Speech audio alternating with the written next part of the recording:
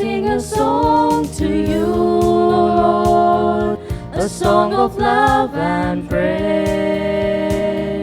All glory be to you, Lord, through everlasting days. Shine your light on us, Lord, let us know your way. Be our guide forever, make us yours today. I sing a song to you, Lord, a song of love and praise. All glory be to you, Lord, through everlasting days. Today we would like to welcome our preacher for today, Deacon Jaime da Fonseca. He was ordained a deacon in 2009, and he and his wife Legia have been working as a team in the family apostolate for many years. We are grateful that they initiated the pre-baptismal course in our parish and trained the first team from our family cell to conduct these sessions.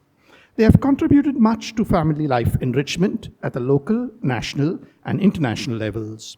We thank you, Deacon, for accepting our invitation to share on the theme of today, the sacrament of holy matrimony, the theological perspective.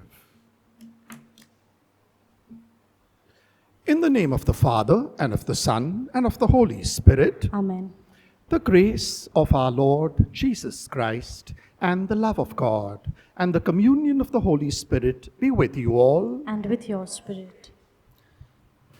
Today is the 8th day of the Novena in honor of Infant Jesus. The theme for today is the sacrament of holy matrimony, theological perspective. The sacrament of matrimony, like the sacrament of holy orders, is directed towards the salvation of others. It gives spouses the grace to love each other with the love with which Christ has loved his church. The theological perspective of marriage, simply put, views marriage from the biblical spiritual perspective. Let us, during this Eucharist, pray for the married couples all over the world, and especially for those in our parish. My brothers and sisters, to prepare ourselves to celebrate the sacred mysteries, let us call to mind our sins. I confess to Almighty God and to you, my brothers and sisters, that I have greatly sinned in my thoughts and in my words, in what I have done and in what I have failed to do, through my fault, through my most grievous fault. Therefore I ask Blessed Mary, ever Virgin, all the angels and saints, and you, my brothers and sisters, to pray for me to the Lord our God. May Almighty God have mercy on us, forgive us our sins, and bring us to everlasting life. Amen.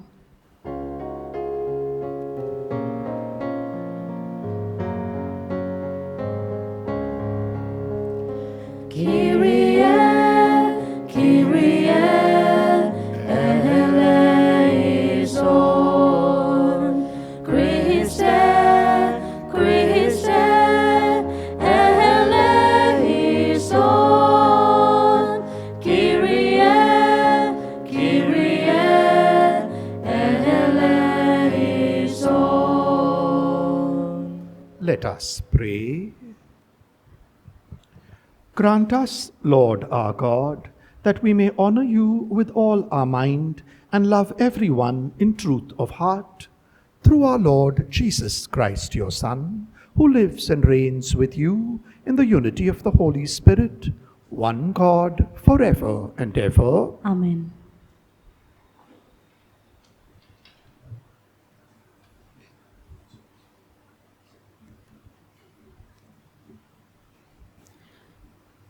A reading from the letter to the Hebrews. Brethren, let brotherly love continue. Do not neglect to show hospitality to the strangers, for thereby some have entertained angels unaware. Remember those who are in prison as though in prison with them, and those who are mistreated, since you also are in the body.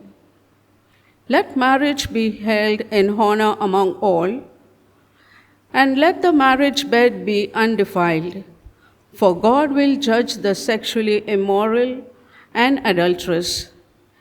Keep your life free from love of money, and be content with what you have, for he has said, I will never leave you nor forsake you.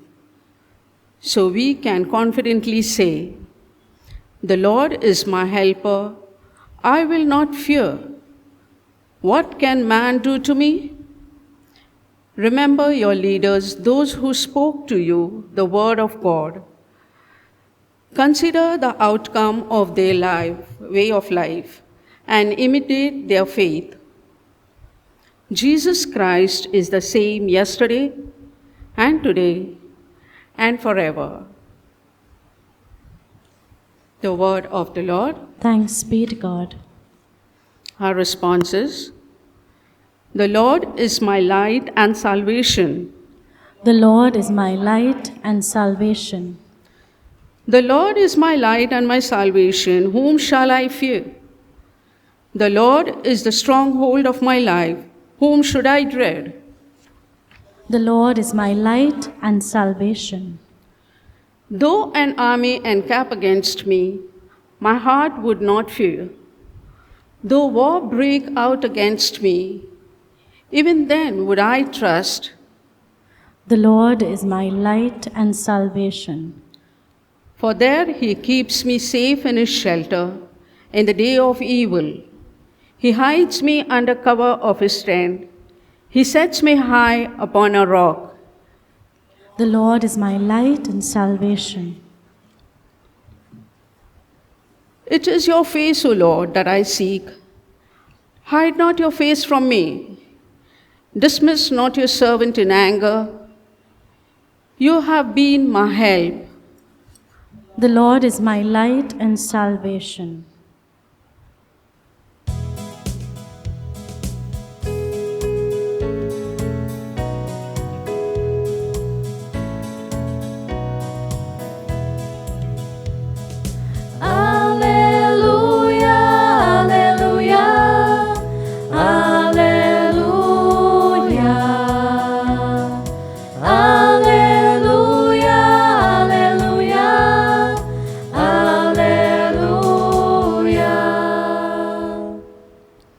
Blessed are those who, hearing the word, hold it fast in an honest and good heart, and bear fruit with patience.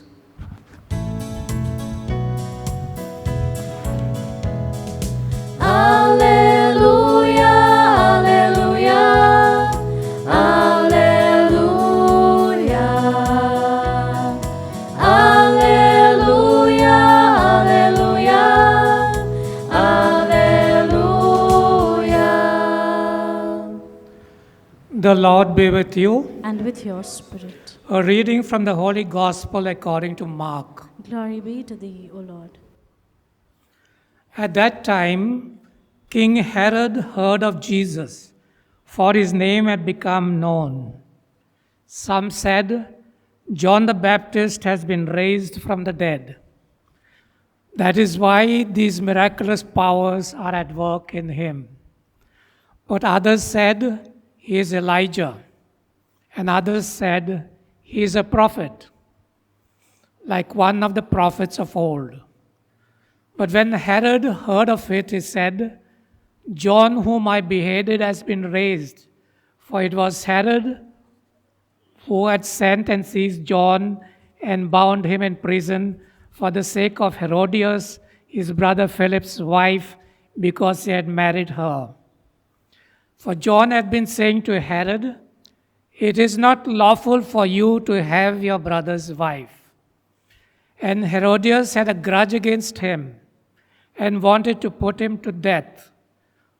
For she could not, for Herod feared John, knowing that he was a righteous and holy man, and he kept him safe. When he heard him, He was greatly perplexed, and yet he heard him gladly.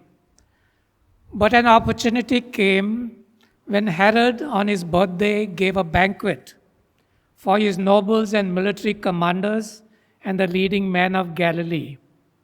For when Herodias' daughter came in and danced, she pleased Herod and his guests. And the king said to the girl, "Ask me for whatever you wish, and I will give it to you." And he vowed to her, "Whatever you ask of me, I will give you, up to half of my kingdom." And he went out and said to her mother, "For what should I ask?" She said, "The head of John the Baptist." And she came in immediately with haste to the king and asked, saying, "I want you to give me at once the head of John the Baptist on a platter." And the king was exceedingly sorry, but because of his oaths and his guests, he did not want to break his word to her. And immediately the king sent an executioner with orders to bring John's head. He went and beheaded him in a prison, and brought his head on a platter and gave it to the girl. And the girl gave it to her mother. When his disciples heard of it, they came and took his body and laid it in a tomb. The Gospel of the Lord. Praise to you, Lord Jesus Christ. My dear sisters and brothers in Christ, the first reading taken from the letter of Hebrews exhorts us in this manner. Let marriage be held in honor among all, and let the marriage bed be undefiled, for God will judge the sexually immoral and adulterous. And in the Gospel of today, according to Mark, King Herod, who was living an immoral life as he was living with the wife of his brother Philip, finally killed John the Baptist, who he himself considered as a good man. But his immoral life led him to this heinous act. So it would be appropriate for us to reflect on the sacrament of matrimony, which all of us married people have received. What does it really mean? And so for our reflection today, we shall focus on the post-conciliar theological understandings of matrimony, that is, from Vatican II Council onwards. The Second Vatican Council, facing the challenges posed by modern cultures, viewed the whole question of marriage in a much broader way. You see this especially in the Vatican II document Lumen Gentium in chapters 11, 35, and 41, and Gaudium et Spes, chapters 12, 47 to 52, and chapter 61. The Council Fathers defined marriage as a personal community in which partners give and accept each other. So there is this element of a covenant. And also as an intimate partnership of marital life and love. So there is a personalist perspective in this. Gaudium et Spes, chapter 48 states, marriage is rooted in the conjugal covenant of irrevocable personal consent.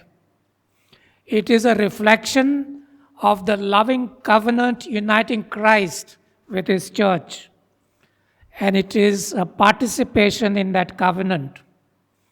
It is compared to the covenant of love and fidelity through which God in the past made himself present to his people.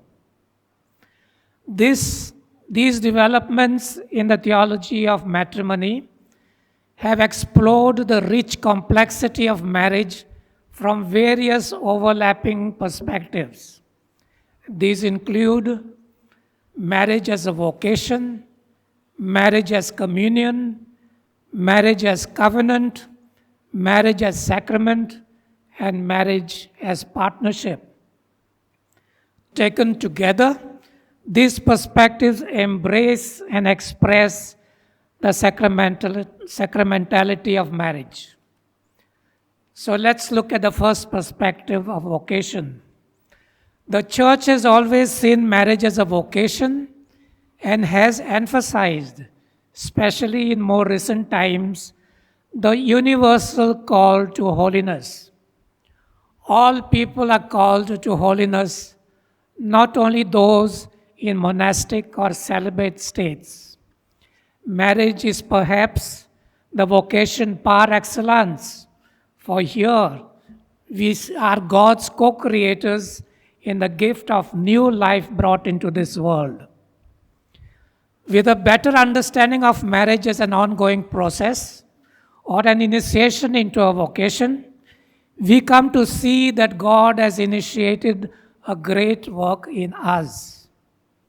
An understanding on what it means to be called by God and to live out that special calling, this greatly assists us in dealing with the challenges of married life. God's call always implies a bestowal of grace to meet the challenge of the call, and therefore, God's assistance and grace is constantly available to us. The second perspective of communion is highlighted in the introduction to the Rite of Marriage published in 1990. It states, marriage is God's creative reality raised to the dignity of a sacrament, established as a covenant of communion of life and love, by which the spouses signify and share in the mystery of love and fidelity between Christ and His church. Communion with another means a mutual sharing of the gift of self. In marriage, it means a total sharing of joys, of sorrows, of pains and successes in a complete gift of self to the other. Gaudium et Spes, chapter 48, states thus, the man and the woman who are no longer two but one, as mentioned in the Gospel of Matthew, chapter 19, verse 6, help and serve each other by their marriage partnership. They become conscious of their unity and experience it more deeply from day to day. The third perspective is of covenant. Covenant is the graced and intimate personal encounter between God and His people, fulfilled in Christ. So, marriage, when it is lived as a mutual self-giving and intimate sharing between a man and a woman, exemplifies this biblical concept of covenant. This understanding was reiterated in Vatican II in Gaudium et Spes 48, which states, just as God encountered His people with a covenant of love and fidelity, so our Savior, the spouse of the church, now encounters Christian spouses through the sacrament of marriage. And again, Christian marriage in its turn becomes an efficacious sign, the sacrament of the covenant of Christ and His church. Since it signifies and communicates grace, marriage between baptized persons is a true sacrament of the new covenant. The ultimate prototype of this is the marriage of Christ and His bride, the church, in which He sacrifices everything for her, even His life. It is the couple's faith, as expressed in their lives, that renders them the people of the covenant, and consequently makes their union a sign and a Christian sacrament of that covenant. The fourth perspective is the human mystery in marriage. Faithful love is the very essence of marital partnership and the heart of its meaning. This unconditional fidelity makes marriage a primary and universal symbol. All peoples of all faiths acknowledge marriage as the original, universal sacramentality known to human life. Thus, the sacramental mystery of marriage is fully anchored in human reality. It is radically a human sacrament. The three specific elements of Christian marriage, that is faith, baptism, and community, stem from Christ and Church's spousal relationship. This is what makes it a Christian sacrament.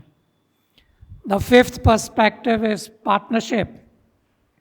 Marriage is a lifelong journey during which we widen its field of love to embrace the children. In this way, a partnership community is built, a closer and closer union among the members established. Saint John Paul II articulated this view of marriage as a process in his apostolic exhortation, Familiaris Consortio, para 56, in the following terms. The gift of Jesus Christ is not exhausted in the actual celebration of the sacrament of marriage, but rather, He accompanies the married couple throughout their lives. Therefore, the marriage partnership is not just a mutual accommodation, but a total, wholehearted, lifelong commitment of each spouse. And now we come to the celebration of marriage, which is a grand feast of life and love. In recent years, the Church has laid great stress upon this aspect of the whole ritual process of marriage. Within a broader theological and catechetical view of the sacrament, three themes are prominent. Marriage is God's creative reality, raised to the sacrament of dignity, established as a covenant of intimate communion of life and love, by which the spouses become a sign and share in the mystery of love and fidelity between Christ and the Church. So mutual consent and the nuptial blessing reveal the sacramental meaning of marriage and are the two principal moments on which the whole celebration of matrimony hinges. They express the two essential aspects of the reality of marriage: the anthropological root of love manifested by the consent between the couple, and the covenantal bond that seals the Christian character of the marriage. The priest is a sign at the presence of Christ, and by means of his blessing, he ratifies the sacramental action accomplished by God through the couple's covenant. The symbolic action in which the central meaning of marriage and Eucharist intersect is the couple sharing in the Eucharist, the nuptial banquet of Christ's love. St. John Paul II explains, again in Familiaris Consortio, para 57, the Eucharistic liturgy is the proper way to celebrate marriage, since both the realities are intimately connected. The Eucharist is the very source of Christian marriage. In this sacrifice of the new and eternal covenant, Christian spouses encounter the source from which their own marriage covenant flows and is interiorly structured and continuously renewed. And finally, I would like to share with you a statement made by Pope Benedict XVI in his Wednesday Audience Angelus address on 27 December 2009. He said, "The human family, in a certain sense, is an icon of the Holy Trinity because of its interpersonal love and the fruitfulness of that love."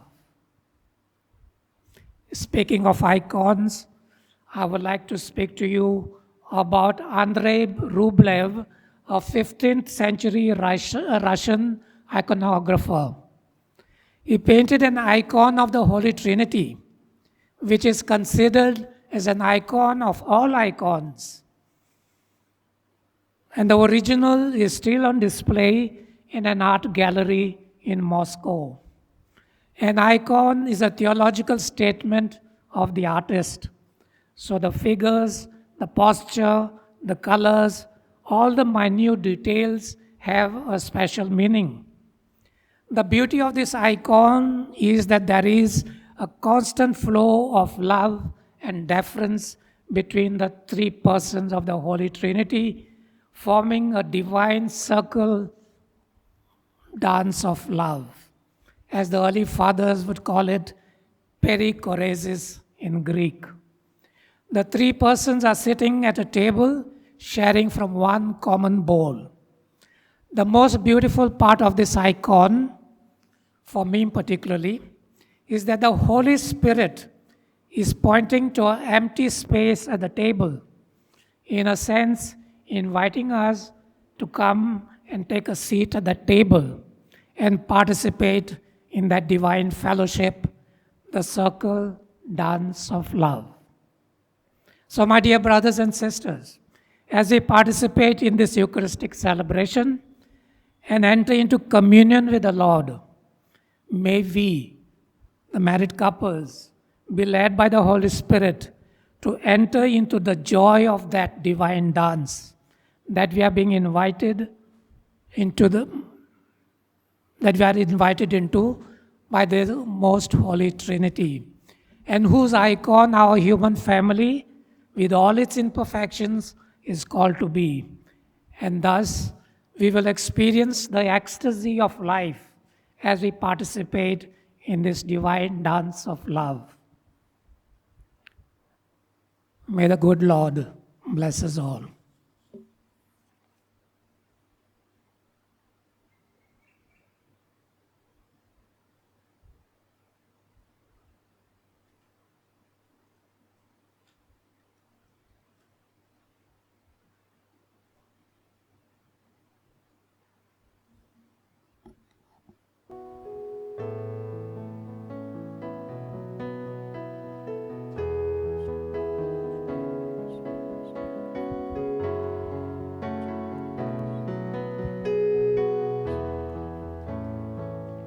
As we gather round the altar to celebrate our sacrifice, in our hearts we are united, in our minds we are but one. We know that love unites. Please let's not grow cold round the table of the Lord. The bread and wine we offer are but symbols of our life. The joys we hold in common are a work of pain and strife. We know that love unites. Please let's not grow cold round the table of the Lord. Pray, brothers and sisters, that my sacrifice and yours may be acceptable to God, the Almighty Father. May the Lord accept the sacrifice at your hands for the praise and glory of his name, for our good and the good of all his holy church. O Lord, we bring to your altar these offerings of our service. Be pleased to receive them, we pray, and transform them into the sacrament of our redemption. Through Christ our Lord. Amen. The Lord be with you. And with your spirit. Lift up your hearts. We lift them up to the Lord. Let us give thanks to the Lord our God. It is right and just. It is truly right and just, our duty and our salvation, always and everywhere to give you thanks, Lord, Holy Father, Almighty and eternal God. For just as through your beloved Son you created the human race, so also through him with great goodness you formed it anew. And so it is right that all your creatures serve you, all the redeemed praise you, and all your saints with one heart bless you. Therefore, we too extol you with all the angels, as in joyful celebration we acclaim.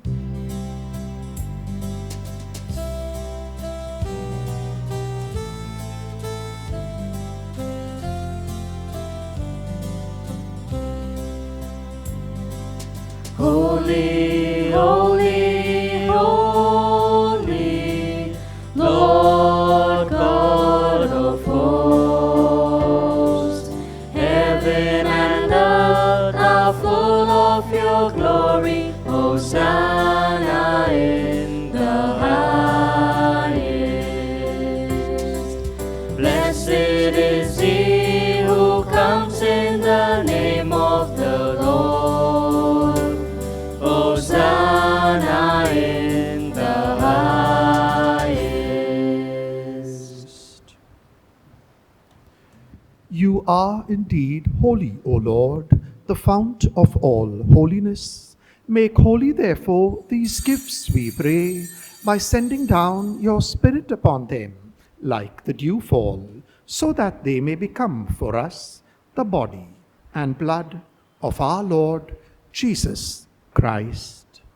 At the time he was betrayed and entered willingly into his passion, he took bread and giving thanks, broke it and gave it to his disciples, saying, "Take this, all of you, and eat of it. For this is my body, which shall be given up for you."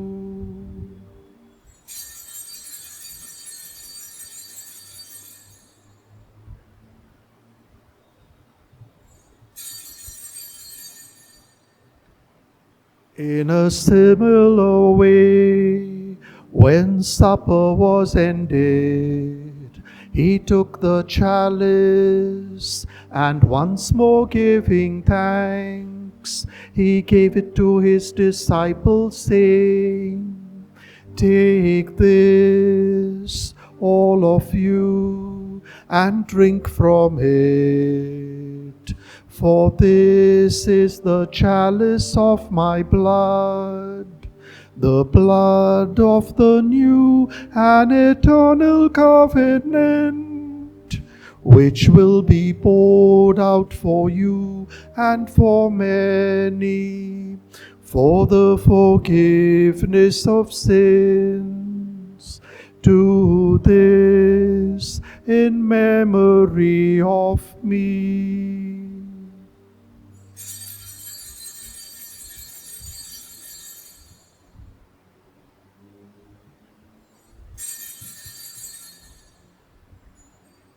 The mystery of faith. Save us, Savior of the world, for by your cross and resurrection, you have set us free.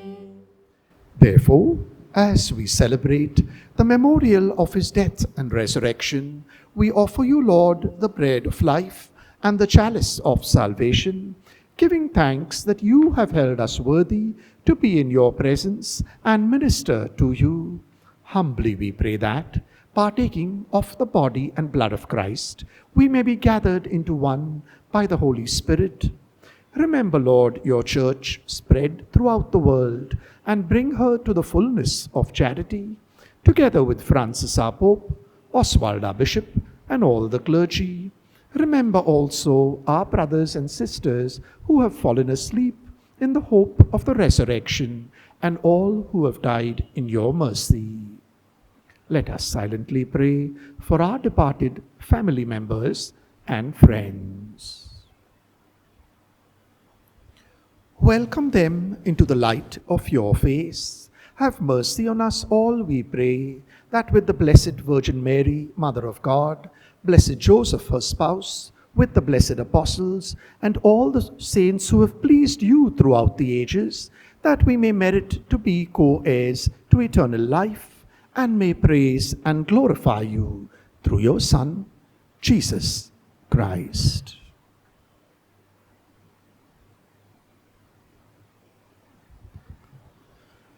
Through him and with him and in him, O God Almighty Father, in the unity of the Holy Spirit, all glory and honor is yours forever and ever.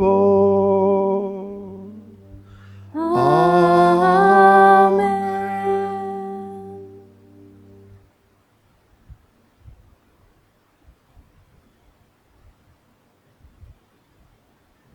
At the Saviour's command, and formed by divine teaching, we dare to say, Our Father, who art in heaven, hallowed be thy name. Thy kingdom come, thy will be done, on earth as it is in heaven.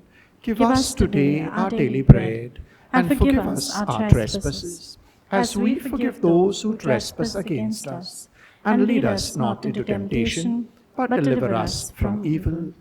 Deliver us, Lord, we pray, from every evil, especially the evil of not regarding marriage the way you ought to have us regard it, with the right perspective. Graciously grant peace in our days, that by the help of your mercy we may be always free from sin and safe from all distress, as we await the blessed hope and the coming of our Saviour, Jesus Christ. For the kingdom, the power, and the glory are yours, now and forever. Lord Jesus Christ, who said to your apostles, Peace I leave you, my peace I give you. Look not on our sins, but on the faith of your church, and graciously grant her peace and unity in accordance with your will, who lives and reigns forever and ever. Amen. The peace of the Lord be with you always. And with your spirit.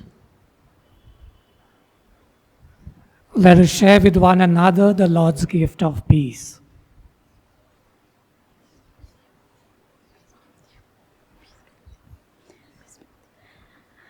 Lamb of God, you take away the sins of the world, have mercy on us. Lamb of God, you take away the sins of the world, have mercy on us. Lamb of God, you take away the sins of the world, grant us peace. Behold the Lamb of God. Behold him who takes away the sins of the world. Blessed are those called to the supper of the Lamb. Lord, I am not worthy that you should enter under my roof, but only say the word, and my soul shall be healed.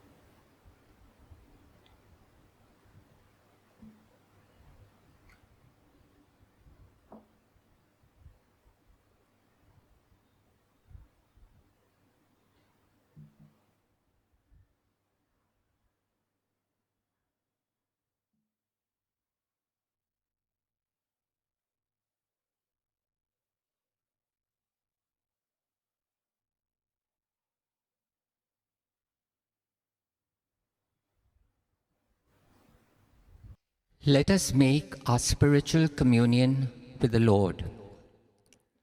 O Lord Jesus, since I cannot now receive you in your sacramental presence, I beg you to come spiritually into my soul, to enrich me with your holy grace and make me truly your own forever.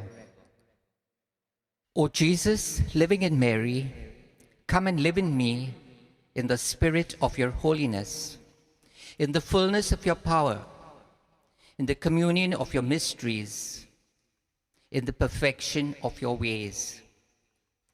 O divine guest, give to my soul a strong, lively faith, an unbounded trust, perfect humility, an abiding sorrow for my sins, a total abandonment to your divine will, and a perfect loving union with you in mind and heart.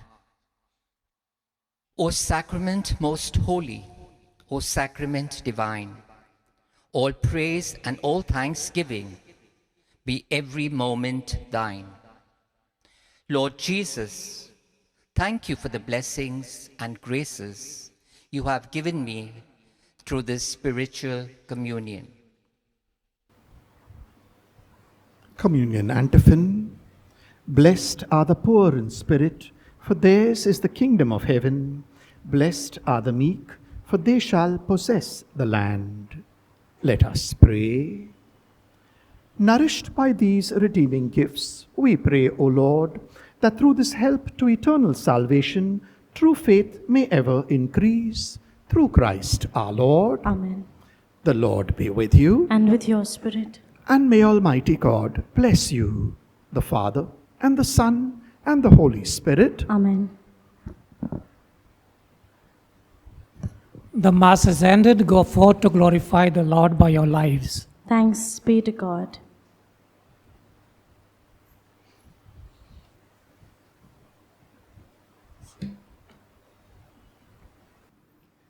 Novena in honor of Infant Jesus. Lord, you came to the world in the form of a modest infant. You endowed showers of relentless love on humankind and strove to make our lives prosperous and joyful. You remained humble as an infant throughout your life and offered yourself to wipe tears and add cheers in our lives. You gave us the message of love, love for oneself, love for our neighbor, and love towards God Almighty. With this message in our hearts, we assemble here in your praise and worship to thank you, O Lord. Lord, you have said, ask and it shall be given, seek and you shall find, knock and it shall be opened to you. With this faith and humility, we offer to you our prayers for your blessings, that you may grant them as per your holy will. Offerings. Our response will be, hear our prayer, O Lord, Infant Jesus. Hear our prayer, O Lord, Infant Jesus. We pray to you, O Infant Jesus, that we may selflessly love our neighbor and God, our Father, just as you did. Hear our prayer, O Lord, Infant Jesus. That our children may grow in faith, knowledge, and intelligence, just as a reflection of you. Hear our prayer, O Lord, Infant Jesus. May the youth find light of life in you. Bless them with good vocation and careers. Hear our prayer, O Lord, Infant Jesus. O Lord, bless and guard our family and friends living abroad and apart. Hear our prayer, O Lord, Infant Jesus. Endow your blessings on our married couples and bless them with children in your image and likeness. Hear our prayer, O Lord, Infant Jesus. Restore peace in our family, community, parish, and the entire world. May we all abide in abiding peace and love. Hear our prayer, O Lord, infant Jesus. Novena prayer.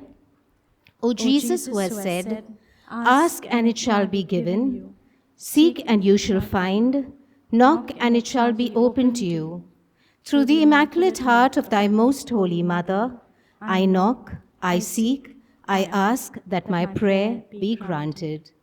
Mention your intention.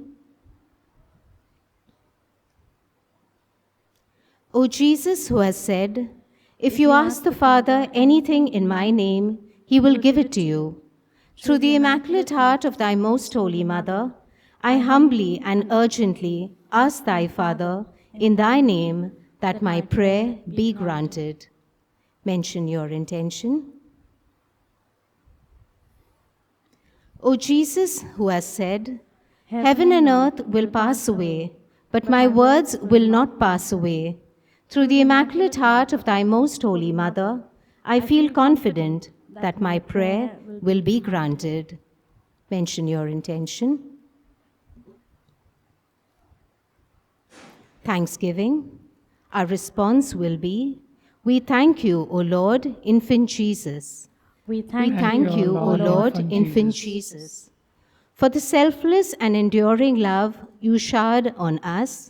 We We thank you, O Lord, infant Jesus, for your many favors on us. We We thank you, O Lord, infant Jesus, for the good health you bestowed on us to be able to praise and worship you.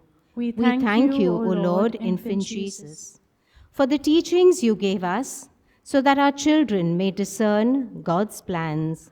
We thank you, O Lord, infant Jesus, for having fulfilled the dreams of our married couples. We thank you, O Lord, infant Jesus, for you have always been around in our needs and our troubles. We thank you, O Lord, infant Jesus, for having guided our youth find proper vocation and ideal life partner. We thank you, O Lord, infant Jesus, for your humility in forgiving our mistakes time and again. We thank you, O Lord, infant Jesus, for all spiritual blessings. We We thank you, O Lord, infant Jesus.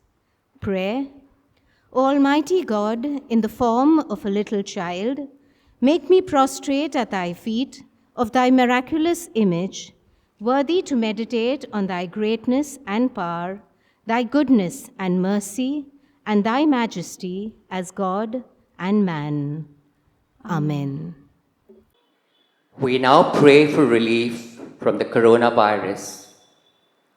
Almighty and merciful God, who show your love to all creation everywhere, hear graciously the prayers we make for all those affected by the coronavirus in various parts of the world. We come before you asking for an efficacious control of the outbreak, for a healing of those affected, for the victims and their families. We thank you for blessing the efforts of our research scientists working on the development of a vaccine. We pray that these vaccines will be effective in combating the virus and its mutants and in controlling the spread of the pandemic. We pray that the vaccine be available for all our people, even the poor and those in rural areas.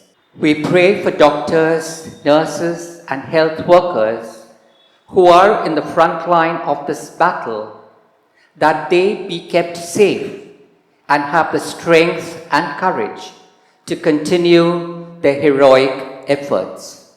We pray for the government and health authorities that they take appropriate steps for the good of the people. We make this prayer through Christ our Lord. Amen.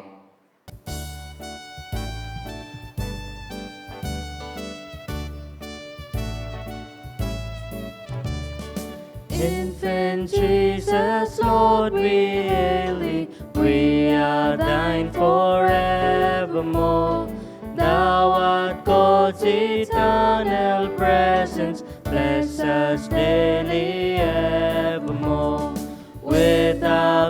petitions and prayers, humbly prostrate at thy feet.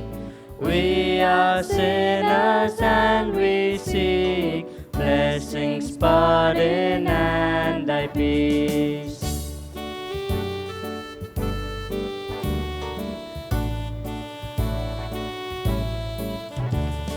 Ask and you will all receive, seek and you will surely find, knock and you will have it open. Thank the infant Lord divine.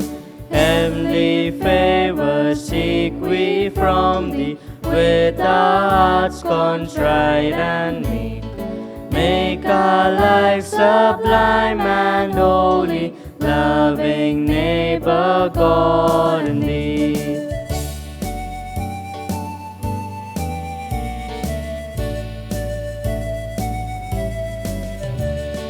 Infant Jesus, Lord, we hail thee. We are thine forevermore. Thou art God eternal,